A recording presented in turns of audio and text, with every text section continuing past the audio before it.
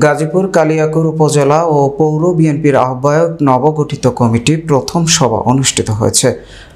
উপজেলা বালিয়াদি জমিদার বাড়িতে শুক্রবার সকালে উপজেলা ও বিএনপির নবগঠিত আহ্বায়ক কমিটির প্রথম সভা অনুষ্ঠিত হয়। এ সময় সভাপতিত্ব করেন উপজেলা বিএনপির আহ্বায়ক নুরুল ইসলাম শিকদার। অনুষ্ঠান সঞ্চালনা করেন উপজেলা বিএনপির সদস্য সচিব এম আনোয়ার হোসেন। প্রধান অতিথি হিসেবে উপস্থিত ছিলেন গাজীপুর জেলা বিএনপির সদস্য সচিব ব্যারিস্টার চৌধুরী ইশরাক আহমেদ সিদ্দিকী।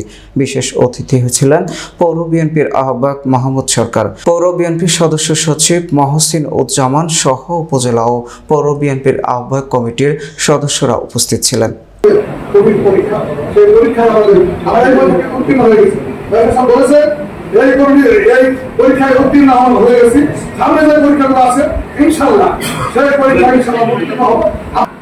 আমাদের নেতা বলেছে যদি কোনো সমস্যা হয়ে থাকে আসুন আমরা আলোচনা করি।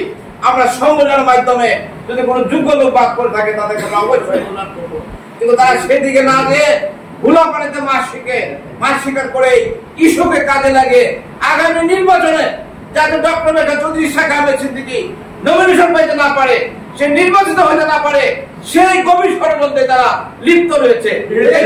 আপনারা অনেকেই জানেন যে এই আহ্বায়ক কমিটি করতে গিয়ে দলের অনেক নিবেদিত প্রাণ কর্মীকে, ত্যাগী কর্মীকে হয়তো আমরা এই আহ্বায়ক কমিটিতে সুযোগ দিতে পারি না, কিন্তু আমরা যখন সামগ্রিকভাবে পুরো উপজেলা কমিটিটা করবো, ইউনিয়ন কমিটিগুলো করবো, তারা সকলেই কিন্তু এটার ভিতরে অন্তর্ভুক্ত হবে।